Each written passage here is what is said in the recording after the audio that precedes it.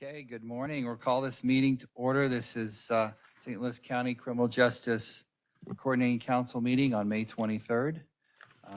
Alan, would you call the roll for us? Certainly. Commissioner Page, Yes. Commissioner Bell, Here, yes. Commissioner Bess, Here.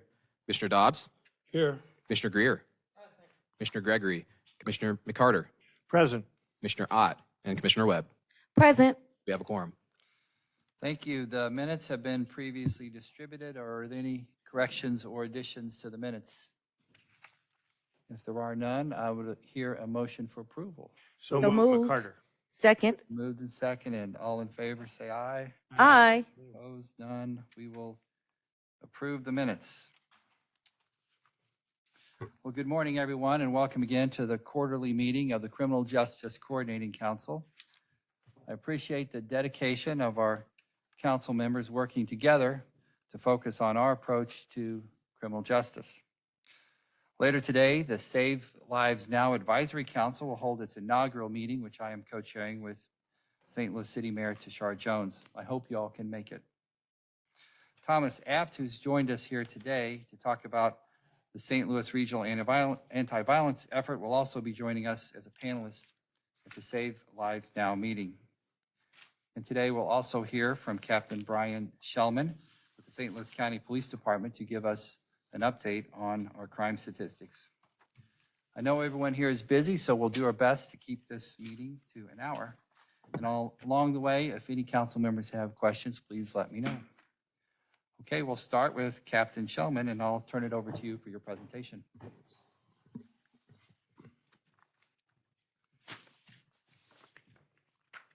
Thank you, Dr. Page, and good morning to everybody. On behalf of Chief Gregory, who couldn't be here this morning because he's attending the St. Louis City prayer breakfast for their fallen officers. I'm going to go ahead and I've got some slides up here, and we'll run through the crime statistics year to date compared to last year here in St. Louis County.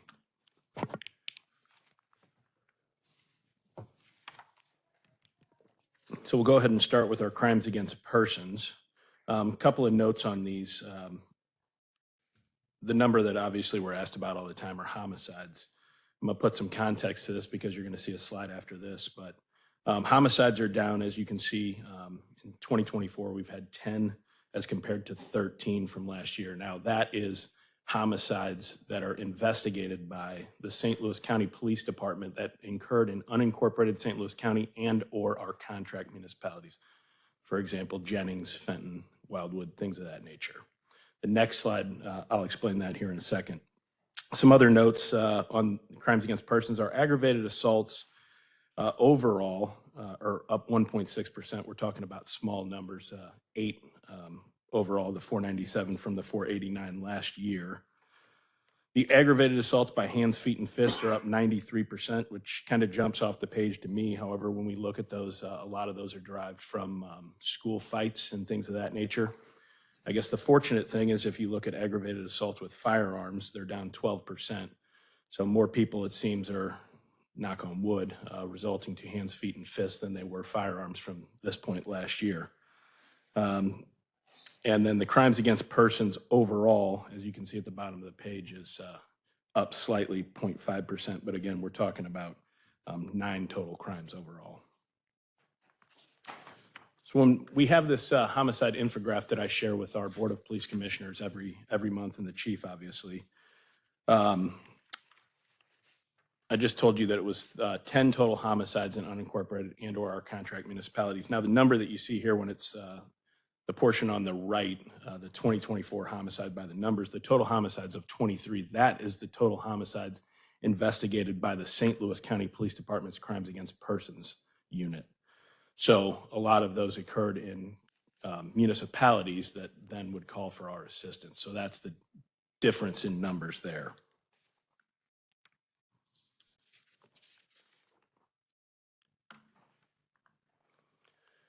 I had been specifically asked to talk about some non-fatal shooting numbers, as I know that Mr. Apt will also be talking about, I would assume. So between January and present, there were 194 non-fatal shootings in 2023, and that's down 183 in 2024.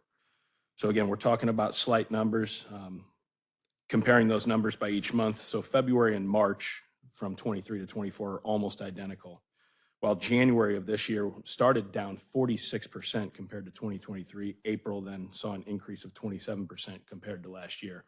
When people ask me how do we look at this, over time, and can I make a prediction of what's going to happen in December? I can never make a prediction on things of this nature. However, the numbers always regress back to the mean. So, the board will always ask me, hey, you guys are doing a great job. We're down 40% in shootings. And I'm like, let's hold off, because the summer months is usually what catches things up, unfortunately, as we all know. So,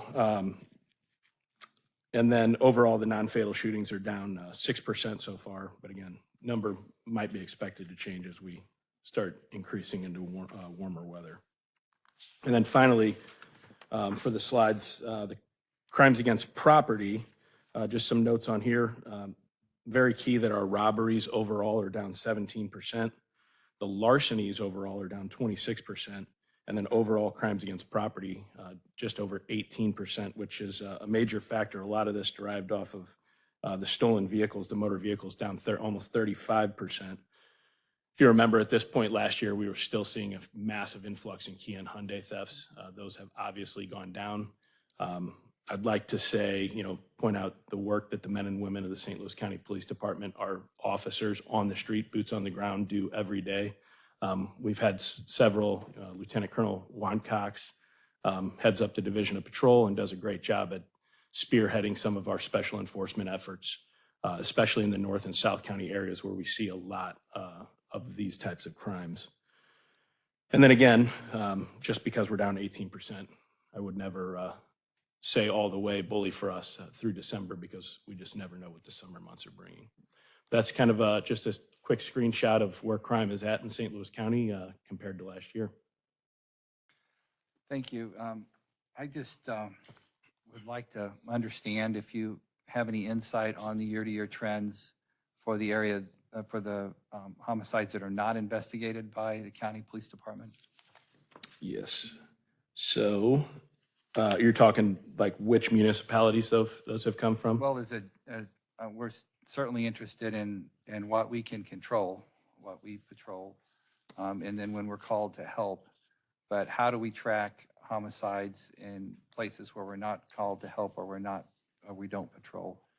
So we try to have those as accurate numbers as we can. Obviously, major case would come out and handle a lot of what the St. Louis County Police Department's crimes against persons is not having. However, the reporting, how do I want to say this, has to be accurate from every municipality. And we know that, I don't know exactly what it is, but it might be 52 or 53 other police departments inside of St. Louis County.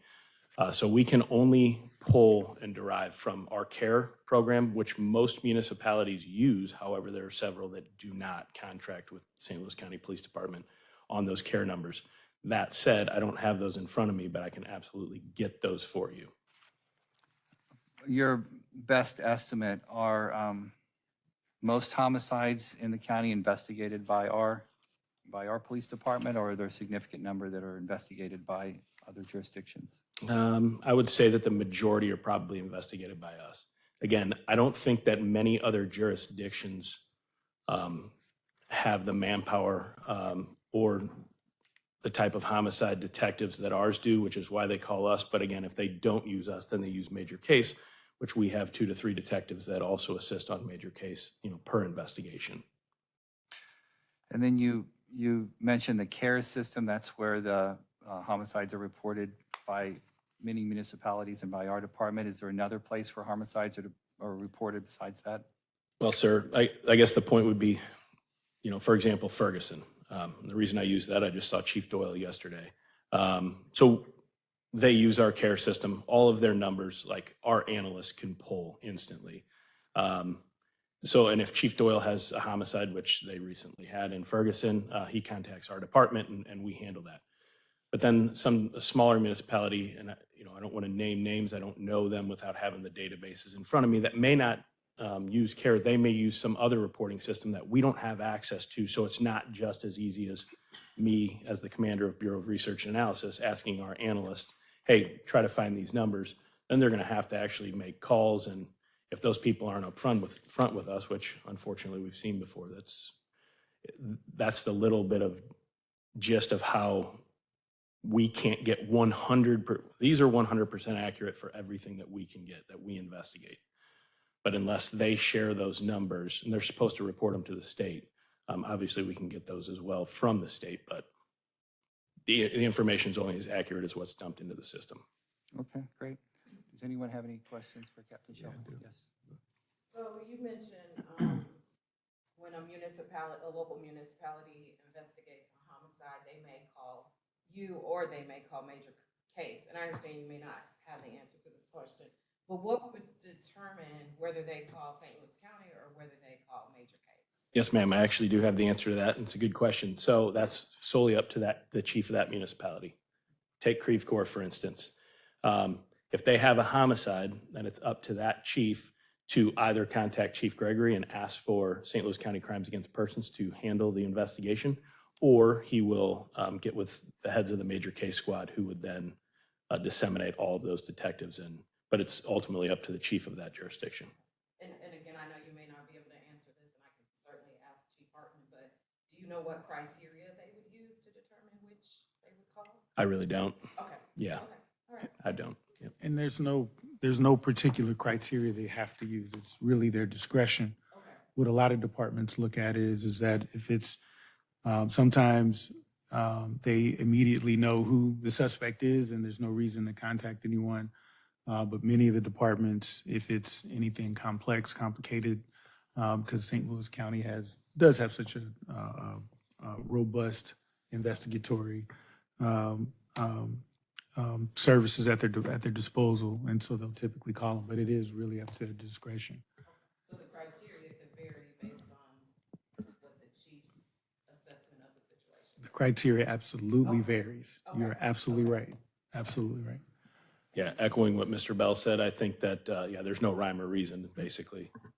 There's times, again, that we will go out and investigate, and then others that I get notified via the text messaging system that major case has been activated, and, we're sending Detectives Smith and Jones. Okay. So, yep. Okay. Thank you. Commissioner Bell, do you have another question? I do.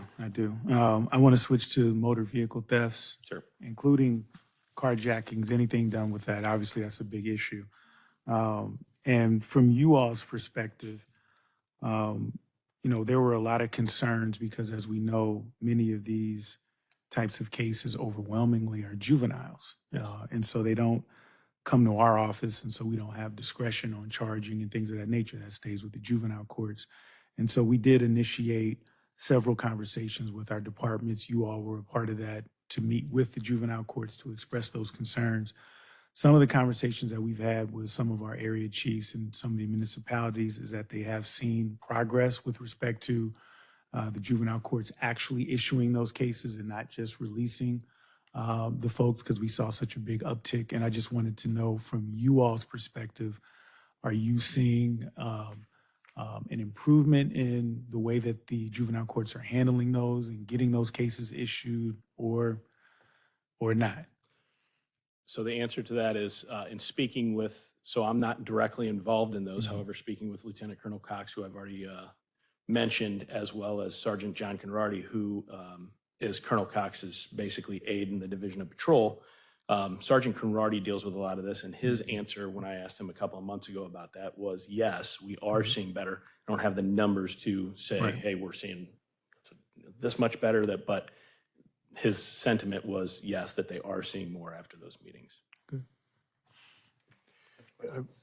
Yeah, and I'm going to follow up on what our prosecuting attorney asked. Maybe my first meeting on this commission, I raised the issue of car thefts by juveniles as being a major problem from the police officers I talked to. So I'm thrilled to see that this number has dramatically dropped. But let me drill down a little bit. What do you think the reason is for the drop? Is it deterrence? Do the juveniles know that they're now going to get harsher treatment than they were before? Or what are what's your team doing Sure. to reduce this number, which I'm thrilled about? Yeah, well, I wish it was the latter. I wish I could say that it was the latter, that they knew that of the treatment. But again, I don't have those numbers in front of me to explain that. But I think two major factors are, so yes, one, as I mentioned, the work that's been done to target this sort. I mean, when you look at the number from last year, which is actually still up here, that 744, through virtually 4.5, 5 months of the year. I mean, that's extremely high when we talk about motor vehicle thefts. So what we've done since really the end of last year is put these special enforcement efforts in using not only our precinct officers, our Bureau of Drug Enforcement, our anti-gang unit, our special operations guys who are in tactical operations or special response unit. And they've come up with these plans on this violent crime initiative to really try to target these sorts of things. So even though I'd like to take, I as a member of our department would like to take some of that credit, also understand that a lot of this, as I said earlier, is derived from the Kia and Hyundai thefts. I mean, they were exponential. I don't know exactly, again, not having it broken down, but my guess would be 200 of those, 150 to 200 were Kias and Hyundais. And a lot of that has been corrected either through anti-theft devices or just the manufacturers obviously making it a lot harder to steal the car than it was at this point last year. I'm going to add to that. Okay, Commissioner Bell, we're going to go to Commissioner Webb. Okay. Also, I want to add to your answer because I think you're being a little bit modest. All right. I think that there has been a concerted effort to address these types of crimes led by St. Louis County and other departments as well, and that has certainly made a positive impact on these cases. We also started an auto theft task force that doesn't work without our law enforcement partners working together so that we can streamline these offenders so that we know that in town and country, when someone's picked up on some random case, now we can start matching these individuals to see if they're working in Florissant in a ring, and that helps us with respect to the enforcement and also getting the word out, educating folks on what they need to do, make certain you don't leave valuables in your car, and educating the public on those things, on how their cars become targets. And that's something that a lot of partners, including our office, but also St. Louis County and other departments have led on. So in addition to what you said, there's a lot of folks led by you all that are helping with that. Yeah, well, I appreciate that sentiment, and it means a lot coming from you, sir. But yeah, I didn't want to stand up here and say that. You can't say believe me, what I can say. Well, and I understand that our department has taken the measures, and a lot of it does have to do with that. But again, just coming back to the facts, I don't want to say that, hey, 100% of this is because everything that the St. Louis County Police has done. There's obviously other factors at play, but thank you very much for that. Great. Commissioner Webb. Thank you, sir. Thank you so much for being here, Captain. So I have a few questions in preparation for this meeting today that I've been asked when I'm at community meetings and also visiting some churches. So the first question, as you alluded to throughout your presentation, we don't want to get overly comfortable with some of the results because we have the summer months coming, and it was said multiple times. Is there anything that we're doing through our police department or even with the collaborative to say that we are focusing and being more prepared or proactive about efforts to prevent some of the activity in the summer? Is Yeah. there anything that you all are doing? And I'm kind of familiar with what we're doing with the youth, but could you walk through some of that for us? Yes. So as I kind of alluded to on the vehicle thing, so our major deal right now is our violent crime initiative, and using the resources. Obviously, in St. Louis County, we have on our police department roughly 1,200 employees and 800, and I don't know what the exact number is, probably 30 commissioned right now. So using all of those resources, not only, when I talk to citizens, for instance, when they think about the police, they think about the guys who wear the brown shirts that respond to the radio calls. But there's so many other resources that we're using. As I said, our anti-gang unit, Bureau of Drug Enforcement, special operations, which not only includes our highway safety guys, our tactical operations guys, our special response guys, and all of that has been rolled into targeting the areas where we're seeing the major parts of the violent crime. So a lot of their time is spent up in the North County area where we are seeing the shootings and things of that nature. So those are some of the things that we're doing. Obviously, Colonel Cox has been, I believe, on the board with Mr. Apton. They're still in discussions and working with the St. Louis Metropolitan Police and some of the municipalities on continuing to try to bring these numbers down.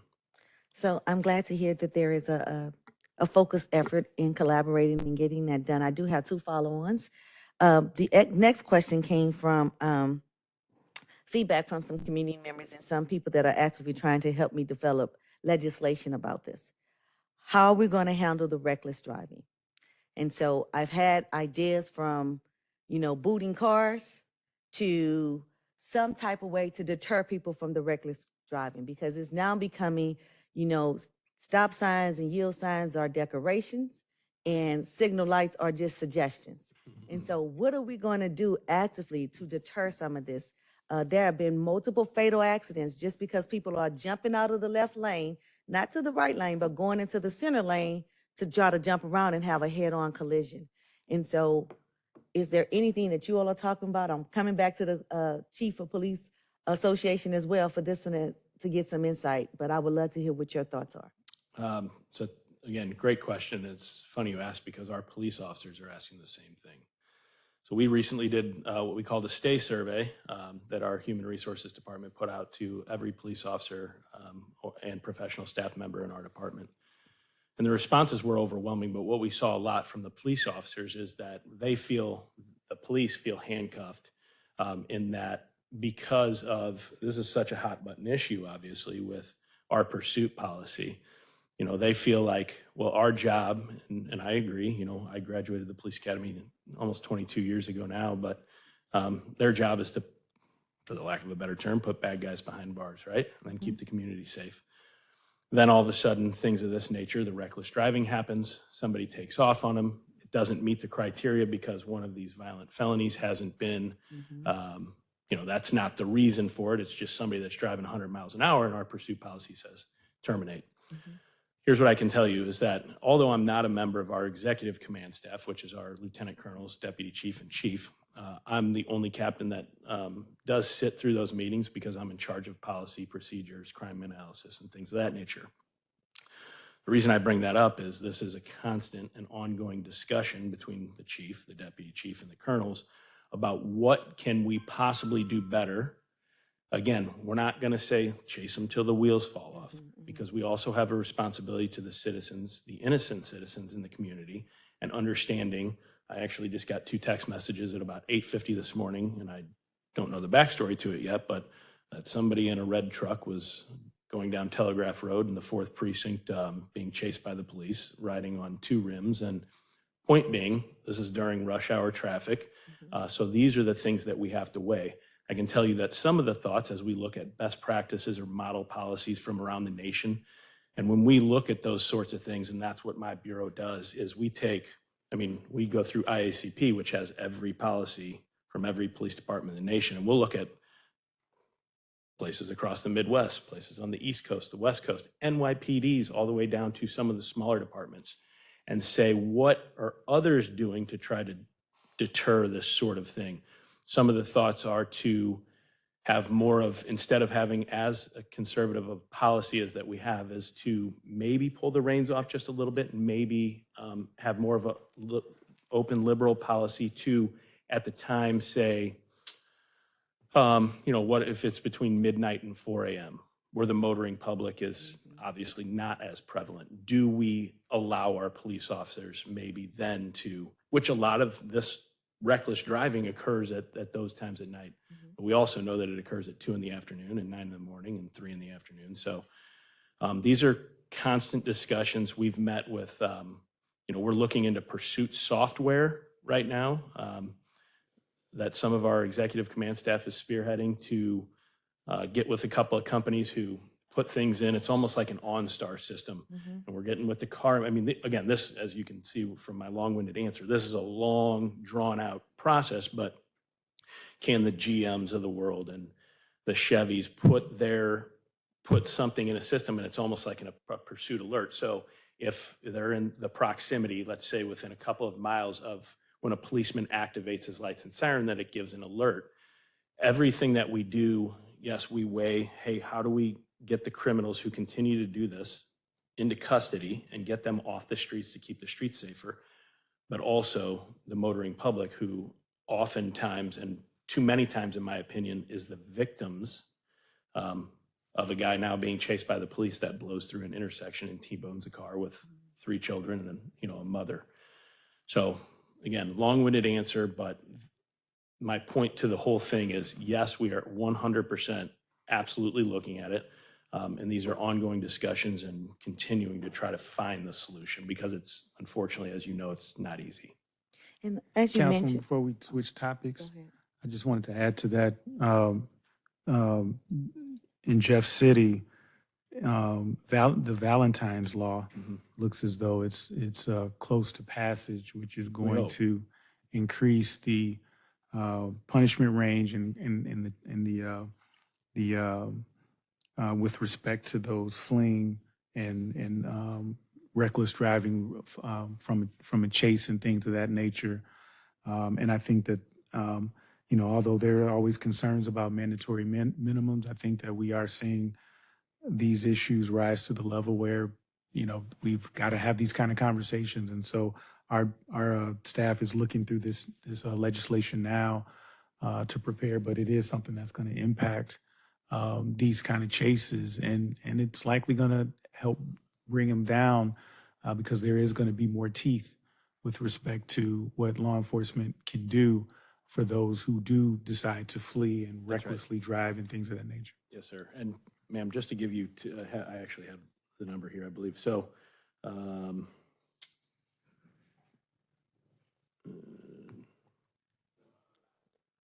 so this was just from last month. Mhm. So this was from April.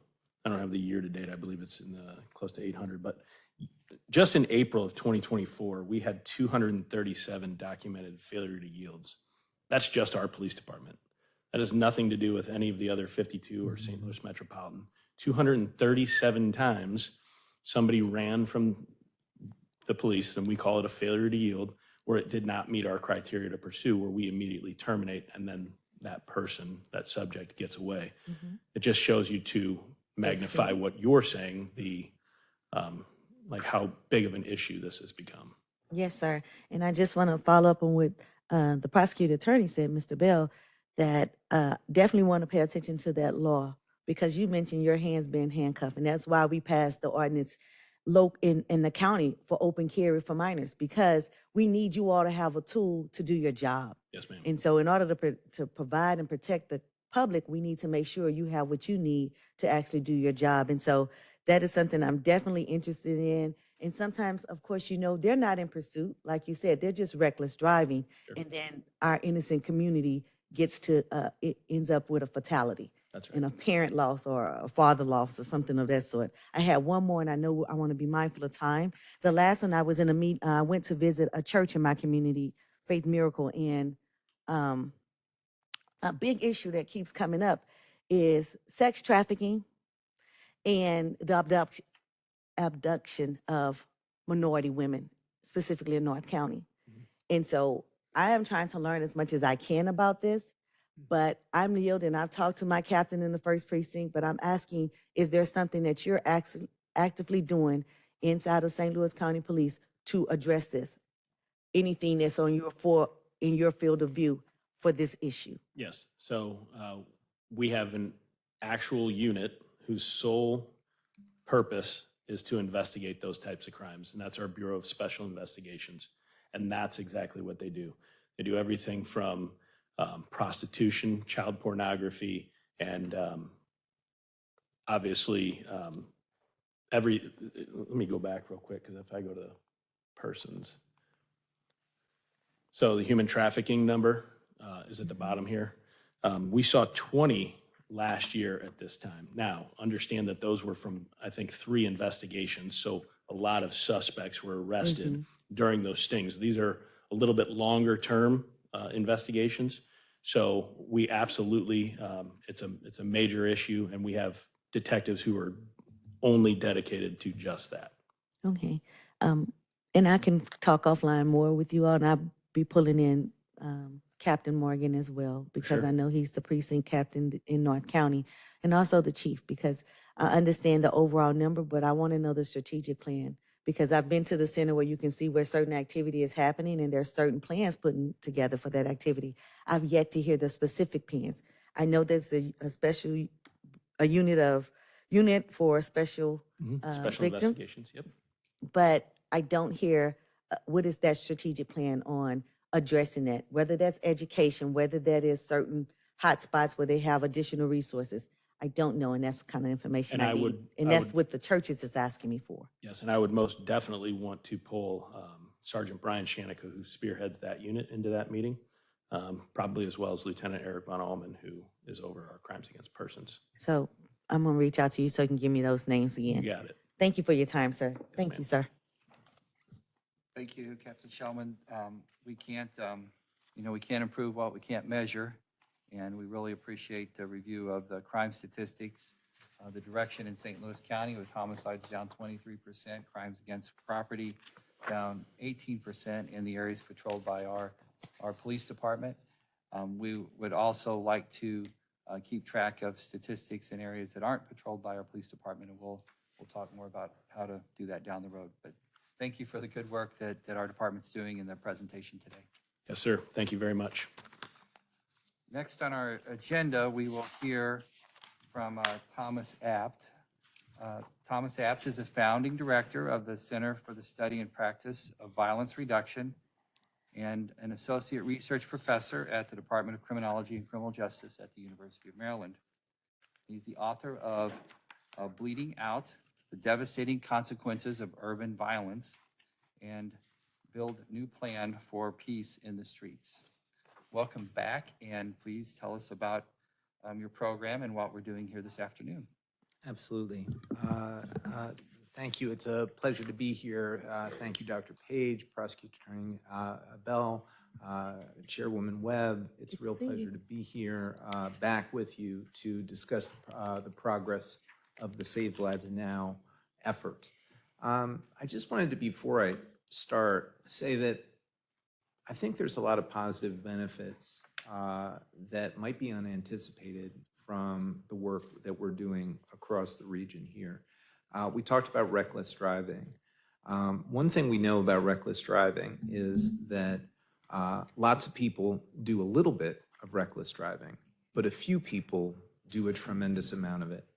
And there's this sticky phenomenon, and that means that there are targeted interventions, not that don't pick up everyone who's recklessly driving, but those who do it again and again, often in the most extreme circumstances. That's a parallel between what the Save Lives Now initiative is doing and here. Dr. Page, I know that you're concerned about not having access to good data about homicides, even more so for non-fatal shootings. That's something that we have Lee Slocum and John Posey focusing on through the Save Lives Now initiative, trying to get better information on a regular basis. And so I think there's a lot of unanticipated benefits from what we're doing here. Just broadly speaking, Save Lives Now is a regional anti-violence initiative. Our goal is to reduce homicides and shootings across the region by 20% over 3 years. We're now, between the last time that I spoke to you and today, we now have an official name. And the initiative uses a combination of 3 proven anti-violence approaches that have been used successfully in other jurisdictions. And so what that means is that there's a combination of using evidence-based approaches, but also using them in an innovative way by combining 3 of them. Just some background, this all started way back in May when the East-West Gateway hosted a crime summit. And Dr. Page, you were there, Mayor Jones was there, a lot of key stakeholders were there. And there was a consensus among that group that we needed a regional approach to violent crime and in particular homicide. That meeting led to the practicum on partnership-based violence reduction that I helped coordinate through the VRC. And through that regional practicum, we had stakeholders from across the region, across sectors, law enforcement, community, activists, academics, all coming together to hear from experts and ultimately to agree on a basic framework for a regional plan.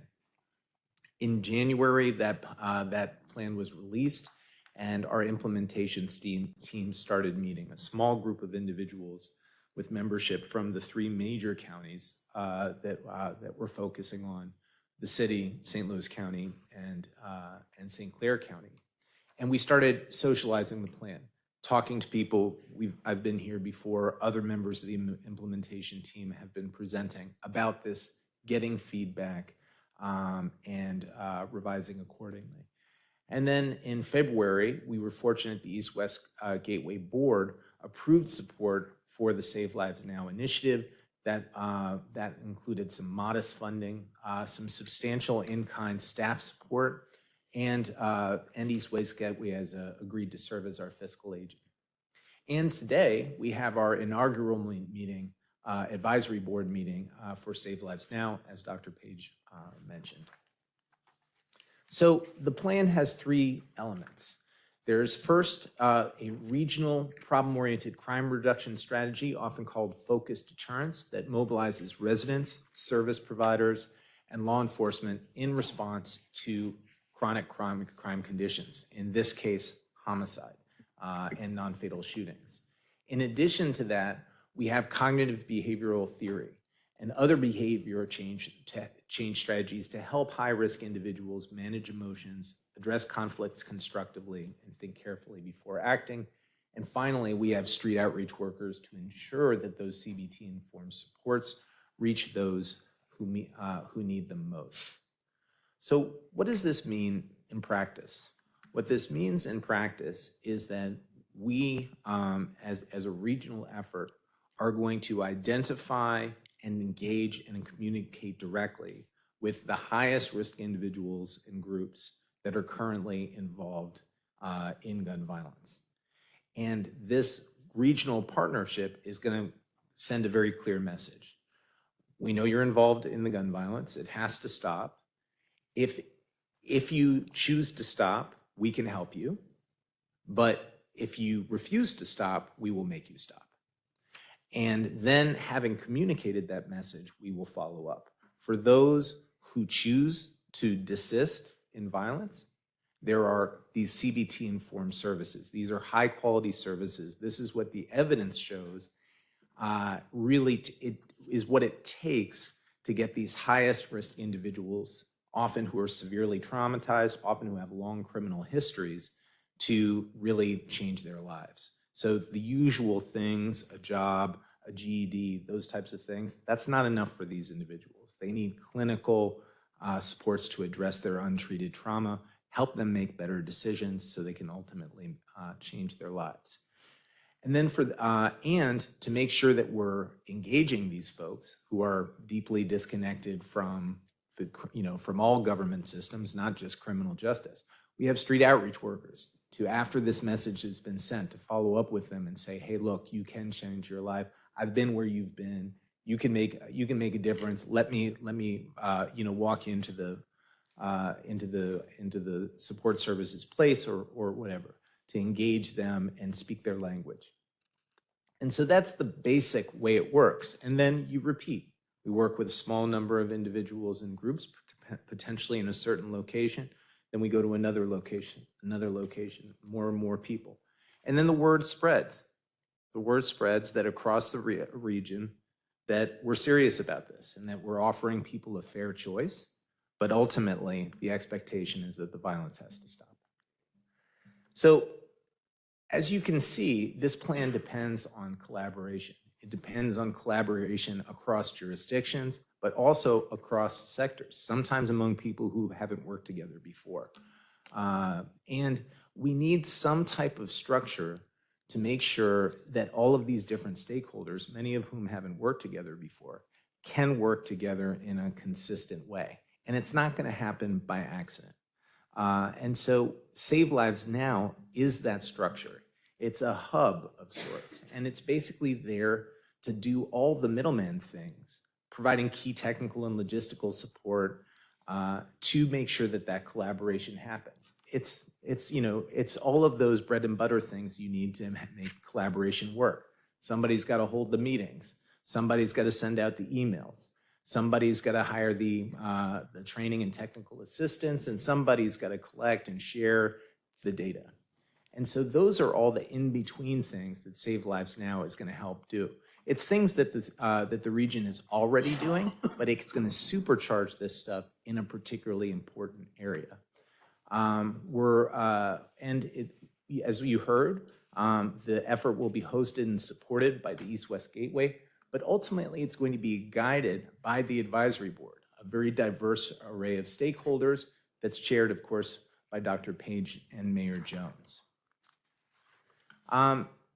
As I've said, because it's a coordinating body, there's no operational footprint for Save Lives Now. It's there to help coordinate the work of regional partners. And of course, the two key partners are the county and the city. Now, across the county and the city, law enforcement has a lot of relationships already. They're already coordinating in a lot of ways. There's more capacity there to do that. But what about the services, the supports, the treatment? Is there capacity for collaboration there? And what we heard during the practicum for a variety of stakeholders from all across the region is a lot less there.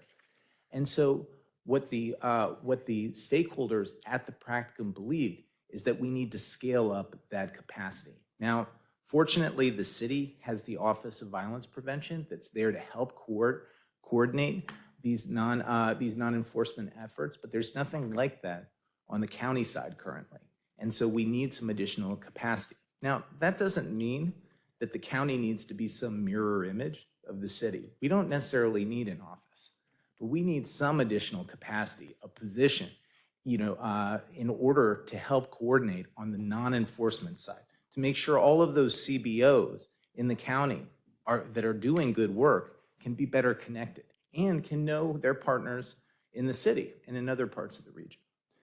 And so that the regional stakeholders believe that capacity, that position would be best served, and I believe this too, in the executive office. Number one, because the focus here is not on law enforcement. We already have coordinating measures for law enforcement. It's on the non-enforcement side of the anti-violence work. It should be governmental because that's the strongest convener, and they have the broadest reach. So those were our thoughts. In terms of next steps, we're going to continue to fundraise for initial commitment. We already have support from East-West Gateway, Greater St. Louis, Inc., the Municipal League, and the Regional Business Council. My center, the VRC, is going to work with the region as long as it takes. And we're looking to hire a Save Lives Now director. Sorry, there's a word missing there. And the job posting is up now. The reason that we're also looking to hire national training and technical assistance partners. This work is going to be locally driven, but I need to be candid. It's sophisticated work. It's complicated work. And we can't assume that people have the knowledge and training to do this. And so we're going to engage national training partners, but the work is going to be done locally. And we're planning for initial program operation, boots on the ground, by early 2025.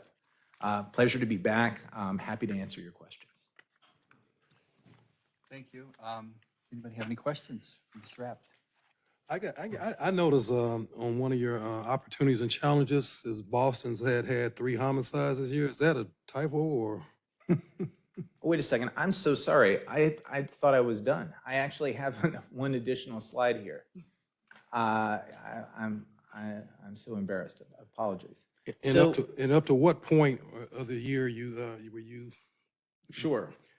So the VRC is a new organization.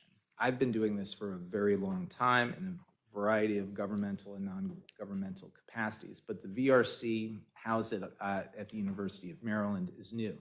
And we've only been working for about almost 2 years. We have 2 previous jurisdictions, Boston and Knoxville. The St. Louis region is our 3rd jurisdiction. And as you see here, I don't think it's all because of our work. You know, and as here, we're just one piece of a broader puzzle. But in Knoxville, homicides were down in 2023, 33% compared to the year before. Now, one of the things to always be mindful of is what's the national trend. So homicides were coming down last year nationally, but they only came down about 10%. So Knoxville's doing about 3 times better than the national trend. And what we hear from the stakeholders on the ground is that the plan is working, but maybe even more importantly, the act of collaborating around the plan is creating new habits, and that's having an effect. Similar situation in Boston. Boston had about a 10% reduction in homicides last year, which was about on trend for the nation, but we only started working with them in April. Since then, it's remarkable, but since then, since January, Boston has had 3 homicides. And that is remarkable right there. It is extraordinary, and I don't want to suggest that it's all because of the work of the VRC. But again, we were able to activate some partnerships, actually in Boston's case, some partnerships that had been there, but had been sort of allowed to atrophy a bit. And we re-engaged those, got people meeting again, and focused on these highest risk individuals. And so, you know, the VRC has had some success. I've had considerable success in other capacities doing this work, but I want to be candid. This new regional approach that we're trying here has new challenges. And while there's more opportunities to bring more people in and more support, it means the coordination task is harder, which is why we're saying we need to invest in this infrastructure. Any other questions for speaker? I do. I'm told this microphone doesn't work, so I'll lean this way. Under the plan, number 3, street outreach workers, I'm kind of curious, and maybe this is getting too much in the weeds. I understand this is a high-level overview, but I'm curious as to how those people will be recruited, because I think that a lot of times people who are in bad places, communities that have been underserved, they have a difficult time relating to folks who are trying to help them. So I'm just kind of curious about the street outreach workers and how those folks would be recruited and what you will be using to look for those. So what we generally see is that in every jurisdiction, and I think the county is no exception, there are some small organizations that are doing this work, and they're doing it, but they're often doing it pretty informally and maybe without a lot of training. So they have a lot of heart, but they don't have a lot of external capacity. What we're hoping to do is when we issue our notice of funding, we're going to say, hey, there's this new funding available, you should apply, but you will have to work with these national training and technical assistance providers. You're going to have to get schooled on the way we are doing things and this evidence-informed approach. Not everybody may be up for that, but the point will be, we want to work with, we'll get you there, but you have to be willing to learn some new strategies. Okay, thank you. Any other questions? Okay, well, thank you all for joining us here today.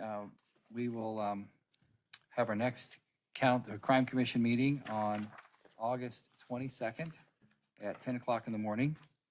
And I'm sorry, Yes. Chairman Page.